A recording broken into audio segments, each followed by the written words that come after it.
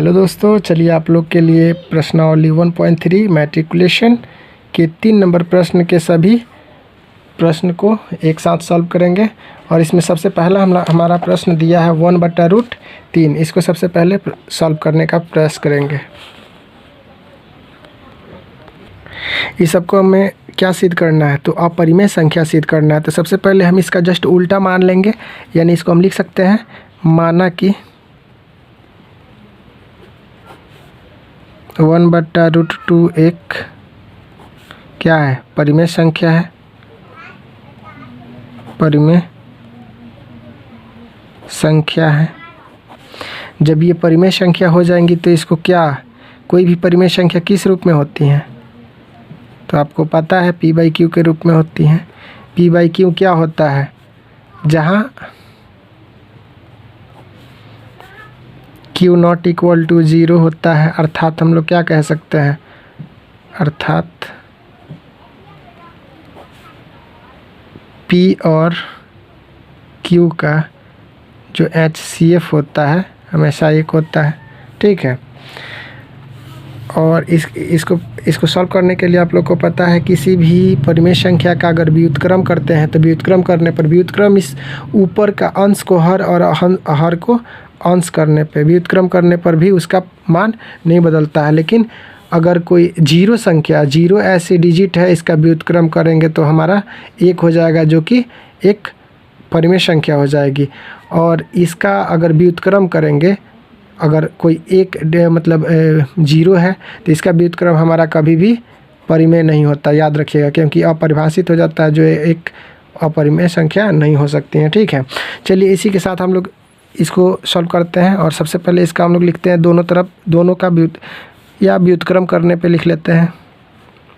जब व्युत्क्रम करेंगे, व्युत्क्रम करने पर जब व्युत्क्रम करेंगे तो क्या हो जाएगा, यानी जो हमारा न्यूमरेटर होता है डिनोमिनेटर बन जाता है, और जो डिनोमिनेटर होता है वो न्यूमरेटर बन जाता है, यानी व्युत्क्रम हो गया। व्युत्क्रम ने जस्ट उल्टा करने पे, यानी अंश को हर और हर को अंश में लिखने में हमारा व्युत्क्रम हो जाता है। जब व्युत्क्रम करते हैं तो क्या देखते हैं, देखिए इसको ऐसे भी लिख सकते हैं, क्योंकि किसी भी डिजिट के हर में बटा के रूप में एक हमेशा छिपा रहता है। तो आप लोग क्या देखते हैं, यहाँ देखने से क्या आपको लगता है, इसको हम लोग समीकरण 1 कर सकते हैं, कर लेते हैं। और समीकरण 1 में हम लोग क्या देखते हैं,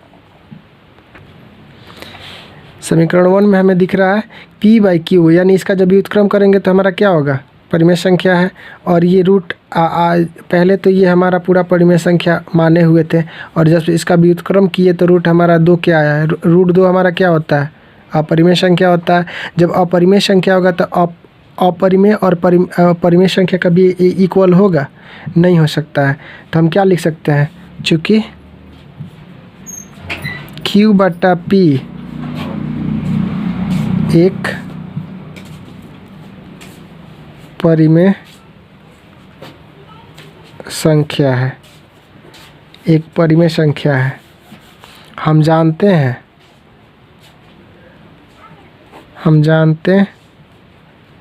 हैं कि रूट 2 जो है अभाज्य संख्या है। तो समीकरण 1 से स्पष्ट होता है कि हमारी मान्यता क्या हो रही है, गलत हो रही है। समीकरण 1 से स्पष्ट हो रहा है क्या, कि हमारी मान्यता गलत है। तो हम कह सकते हैं कि रूट 1/√2 एक अपरिमेय संख्या होगी। ये सिद्ध हो गया। और नेक्स्ट प्रश्न है हमारा प्रश्न नंबर 2।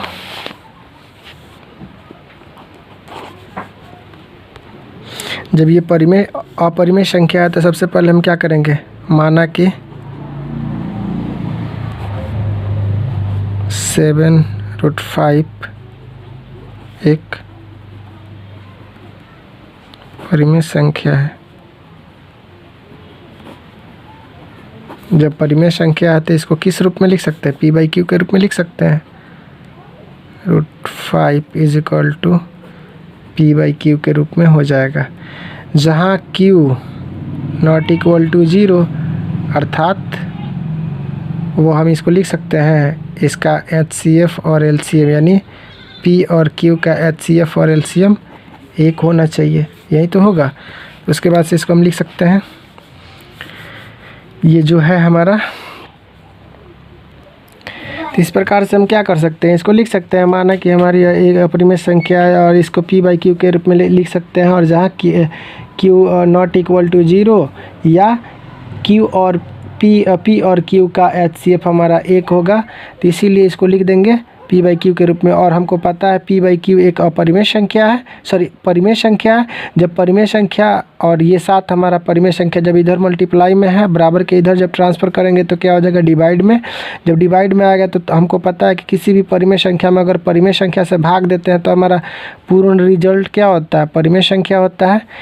चूँकि लिख सकते हैं, चूँकि P बाई क्यू बट्टा सबका साथ एक परिमेय संख्या है, वो हम जानते हैं कि √5 एक अपरिमेय संख्या है, अर्थात हम ये तो कह सकते हैं √5 not equal to P by Q का सबका बट्टा 7 लिख सकते हैं कि नहीं? इतना हो जाएगा।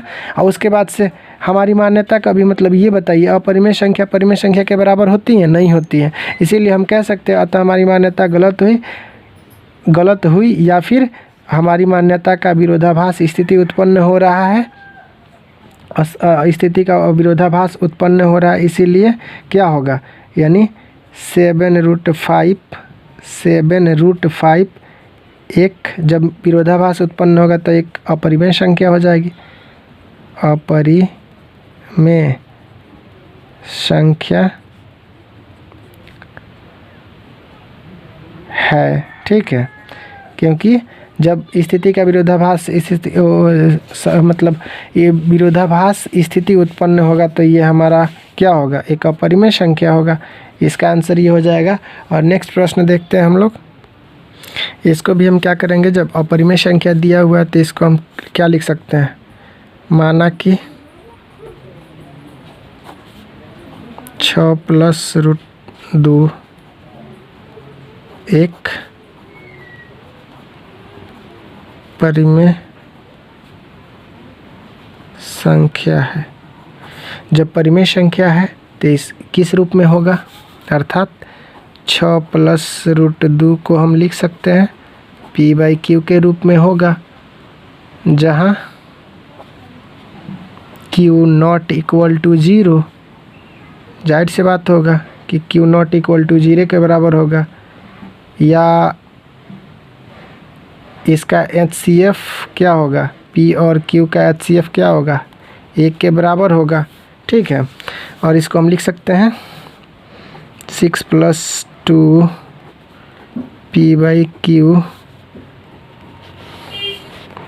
तो √2 जब इधर ये आपको पता है कि 6 हमारा क्या है? परिमेय संख्या, इसको इधर भेज देते हैं।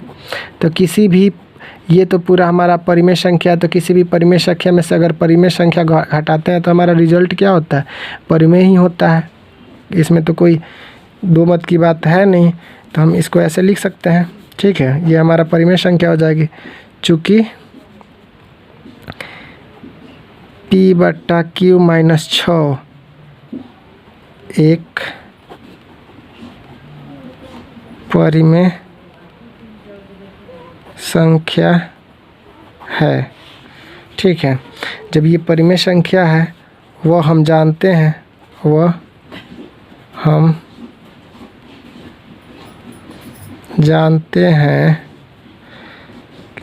कि क्या हम जानते हैं?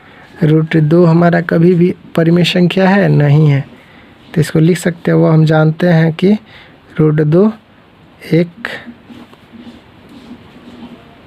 अपरिमेय संख्या है, ठीक है।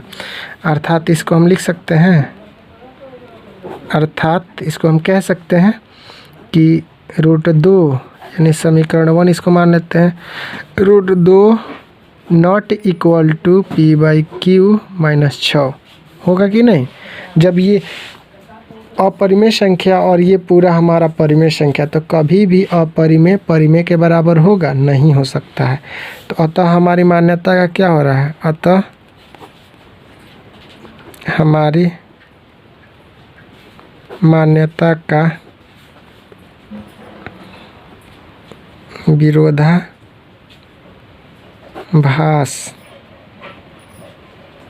स्थिति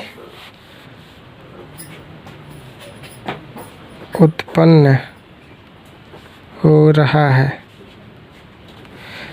विरोधाभास स्थिति उत्पन्न हो रहा है। इसीलिए क्या होगा, यानी प्रश्न जो दिया है 6+√2 एक अपरिमेय संख्या होगा। ठीक है, क्योंकि जब हम इसका सॉल्यूशन करेंगे तो क्या हमको पता है कि √2 हमारा अपरिमेय होता है, लेकिन हम क्या इस पूरे को माने थे परिमेय। जब इसको सॉल्यूशन किए तो क्या इधर गया, तो ये परिमेय में से ये तो 6 हमारा पता है हमको परिमेय होता है, और ये परिमेय माने हुए हैं। तो परिमेय में से परिमेय जब घटाते हैं तो परिमेय रिजल्ट होगा।